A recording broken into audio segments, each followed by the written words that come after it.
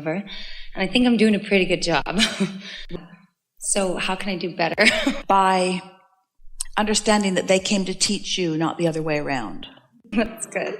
Because they still remember a lot of things that you have forgotten. It's supposed to be fun, and there's nothing serious going on. And I'm still good no matter what you think. Things like that. Yeah. So can I get more specific? Yes. So I homeschool my son. Yes. He's almost 9 years old. Yes. His father and I have been split up for 5 years. Why do you homeschool him? I think it started for reasons that are different from why I'm homeschooling him now. But I think the big reason is because I think he gets to be more of who he really is, and he has more freedom to explore who he is when he's not sitting at a desk and told to sit still for 6 hours a day. That's a really good reason. And I think he understands that he has a really good school opportunity, but when it's time to actually be schooled, because I am his teacher, there's a lot of resistance there. Do you make him sit at a desk? So not very much change, did it? But not for as long as I try to make it short. I try to make, just a short period of desk time. Should I take away the desk all the way?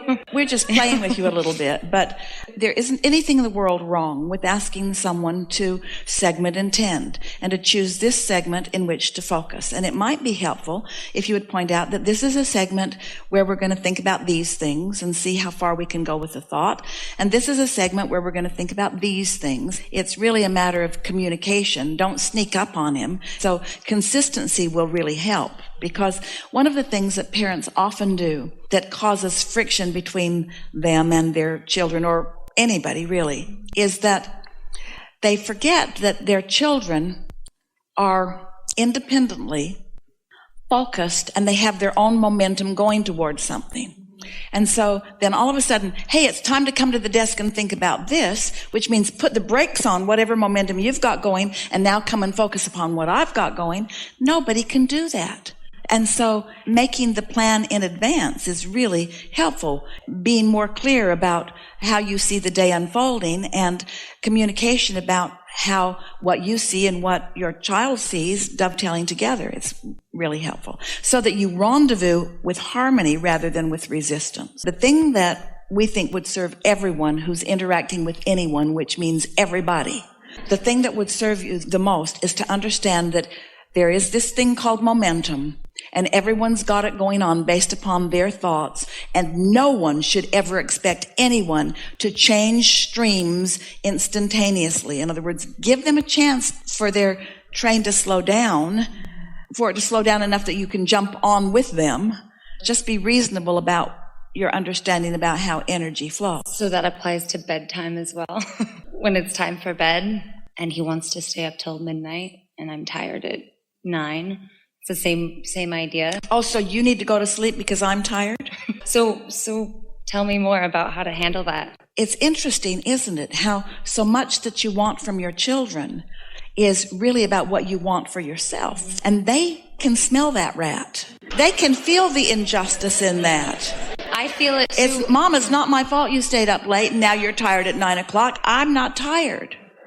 So what would happen if you went to sleep and he didn't? He would maybe stay up till 2 a.m. on the iPad. And then what would happen? Maybe he would sleep in till 11 o'clock the next day. But what if desk time was at 8 consistently? He would be more tired at night, maybe.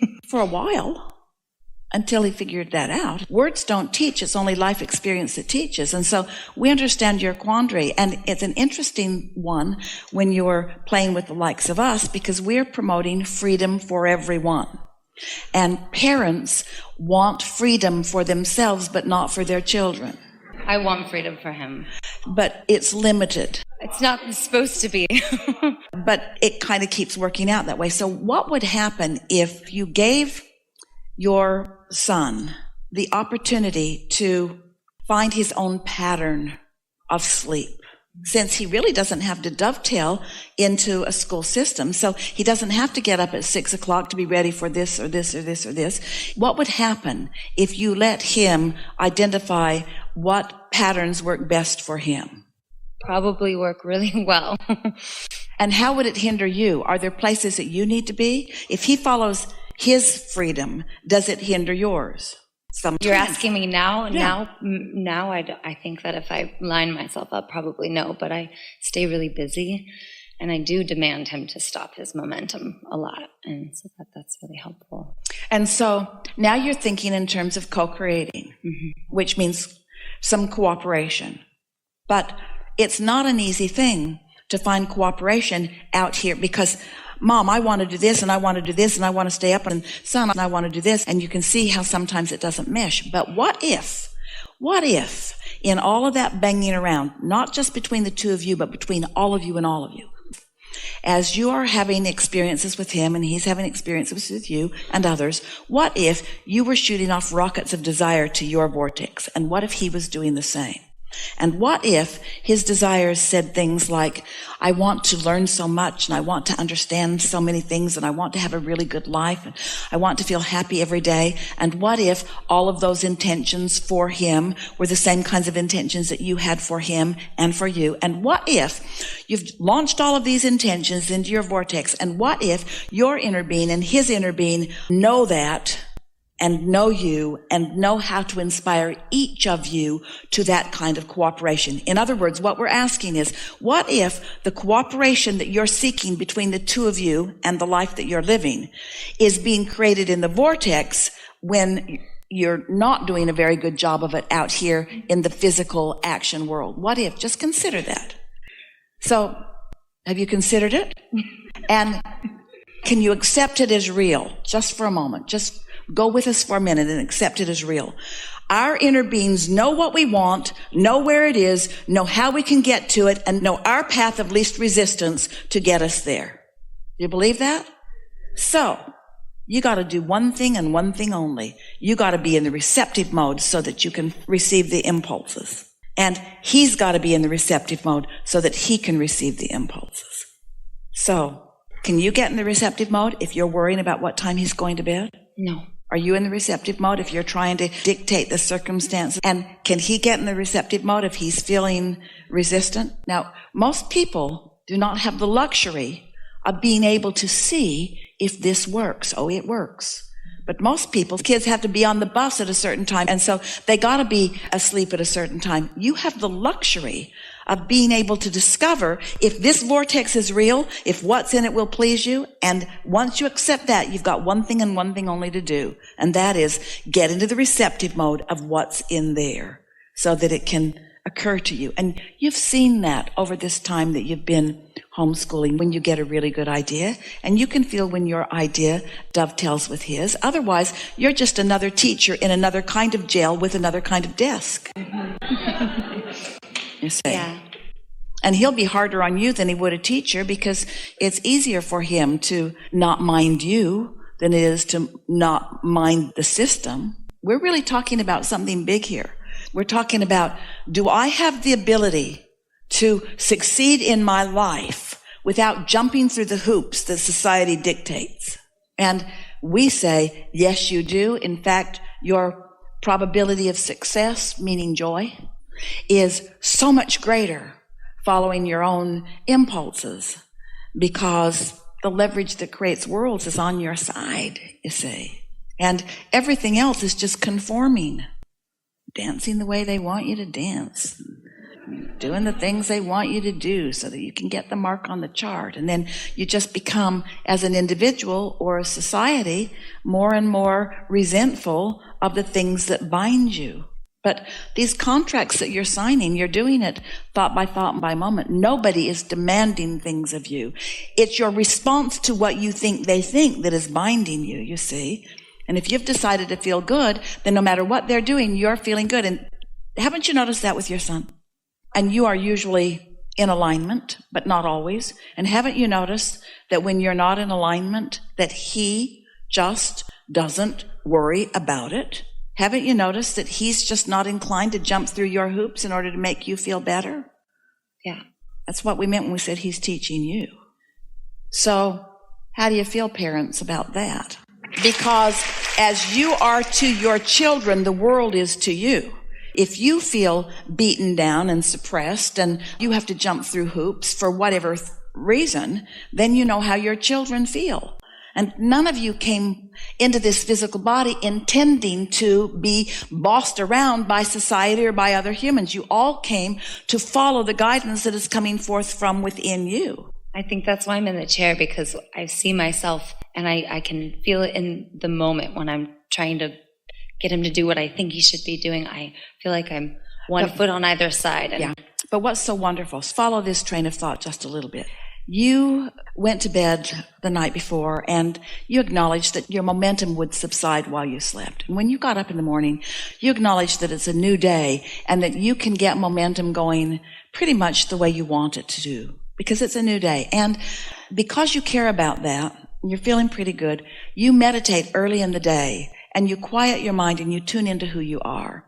And maybe you receive a thought and maybe you don't. Maybe it's new to you and so you don't. But maybe you've been into it long enough that you feel this thought pop into your head and it feels like a really good idea to you. And so you follow through on that idea. And because you're tuned in, tapped in, turned on when you got the idea, it's an idea that satisfies everything in your vortex, which means you and your relationship with your son and your teaching and your schooling and all of the things that matter to you about that. And so this idea is a winner and you know it.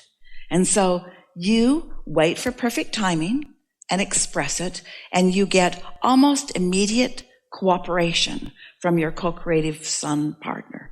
And now this day unfolds where your ideas are flashing, so are his. Things are unfolding. It goes so much further beyond anything that you had thought up. In other words, you didn't plan this day. You and your son are living this magical moment where the entire universe is cooperating with the two of you, letting you know how important you are and how powerful you are. And both of you feel more blessed than you've ever felt before. And once that little phase of your experience is past, it might be 2 or 3 hours only, maybe not even that long. You have the satisfaction of knowing that you witnessed the power of alignment and the blending of vortices. This is the way it works. And then every night you go to bed, every morning you wake up. Sometimes you get more inspired than others. You feel the cooperation not just of your son, but of the entire universe. And you teach him how to tap into the magic. You teach him who he really is, you see. You encourage him to do the same thing through subtle words, not domineering lectures of this is what you need to do to live happily ever after, but by watching when he's doing some of it and amplifying it back to him and letting him know what a good teacher he is and how happy you are that the two of you get to co-create together like that. When you tap into this, it's not magic, it's normal, but it feels like magic because most people aren't allowing that much of it. When you let the universe yield to you in the way that it will, and you consciously witness it, and you understand it based upon what you did on purpose. My momentum subsided in the night. I woke up knowing that. I meditated and I tuned in and I received a thought and I followed through on it. And it went this good way and this good way and this good way and this good way and this good way.